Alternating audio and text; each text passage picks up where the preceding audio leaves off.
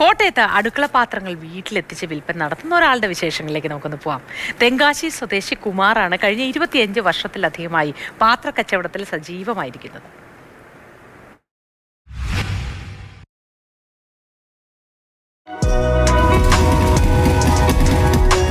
ഒരുവൻ മുതലാളി ഉലകിൽ മറ്റവൻ തൊഴിലാളി.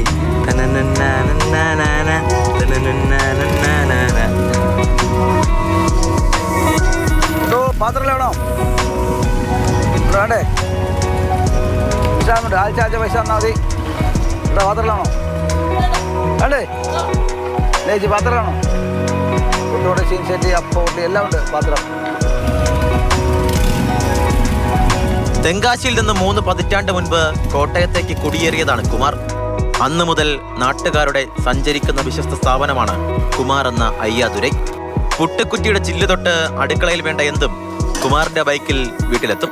തലമുറകൾ വ്യത്യാസമില്ലാതെ ആ ബൈക്കിന് ചുറ്റും ആളുകൾ കൂടും. കുമാറിന്റെ ബൈക്ക് ഒരു സൂപ്പർ മാർക്കറ്റായി രൂപാന്തരപ്പെടും.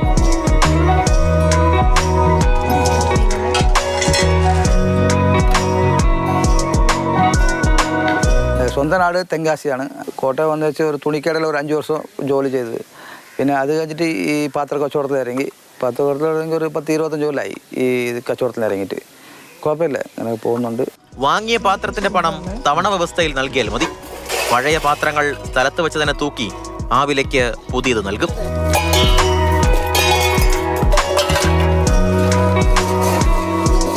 $3,700 രാവിലെ ഒരു 7 മണിയാകുമ്പോൾ ഇറങ്ങും. വൈകുന്നേരം ഒരു 4 മണിയാകുമ്പോൾ വീട്ടിൽ പോകും. ഓരോ ദിവസവും ഒരു ഏരിയയിലേക്കാണ് പോകുന്നത്. ഇന്ന് ഈ ഏരിയയാണെങ്കിൽ നാളെ വേറെ ഏരിയ, അങ്ങനെ 6 ദിവസം റൂട്ടുണ്ട്. ഞങ്ങൾ ഇത്ര വർഷമായിട്ട് പോകുന്നുണ്ട്. അവർക്ക് നല്ല വിശ്വാസമുണ്ട്. എൻ്റെ പാത്രം പറഞ്ഞാൽ നമ്മൾ കൊണ്ടുകൊടുക്കും. അപ്പോൾ അവർ ഇന്ന് ഇല്ലെങ്കിൽ അടുത്ത ആഴ്ച പൈസ തന്നിരിക്കും. 3 പതിറ്റാണ്ടായി സ്വന്തം വീട്ടുമുറ്റത്ത് അവർ കാണുന്ന മുഖമാണ്. വാങ്ങുന്ന സാധനങ്ങൾ നല്ലതാണെന്ന വിശ്വാസമാണ്.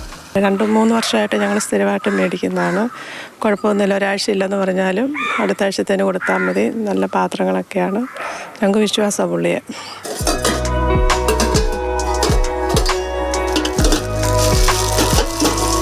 ഫ്ലിപ്കാർട്ടിൻ്റെയും ആമസോണിൻ്റെയും ഒക്കെ കാലത്ത് കുമാറിൻ്റേത് കച്ചവടമല്ല, വിശ്വാസമാണ്.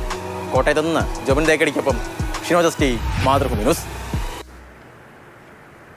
പല നാട്ടിലും ഉണ്ടാവാറുണ്ട്. ചിലപ്പോൾ തമിഴ്നാട്ടിൽ നിന്ന്. എൻ്റെ സ്ഥലം കൊല്ലമാണ്. അപ്പം അതുകൊണ്ട് ചെങ്കോട്ടയിൽ നിന്നൊക്കെ ഉള്ളവർ ഒരുപാട് വരാറുണ്ട്. തമിഴ്നാട്ടിൻ്റെ പല ഭാഗങ്ങളിൽ നിന്നുള്ളവർ കൊല്ലത്തേക്ക് വരുന്നത് പതിവാണ്. കാരണം കൊല്ലത്തൊരു വലിയ തമിഴ് കമ്മ്യൂണിറ്റി, തമിഴ് സമൂഹം ഉണ്ട്. അവർക്കിടയിലൊക്കെ ഉള്ളവരും കൂടിയാണ്. സഹോദരനും സഹോദരിയും ഒക്കെ വരുന്നത് എനിക്ക് ഓർമ്മയുണ്ട്.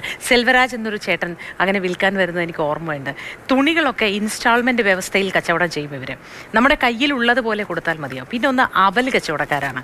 അവലിനൊപ്പം പക്കവടയോ മുറുക്കോ അങ്ങനെയൊക്കെ കൊണ്ടുവരുന്ന മനുഷ്യരുണ്ട്. ഈ ഓർമ്മകളൊക്കെ നമ്മുടെ മനസ്സിലുണ്ട്. ഇപ്പോഴും നാട്ടുവഴികളിൽ ഇവരുടെയൊക്കെ സാന്നിധ്യം കാണാനുമാകും എന്നതാണ്.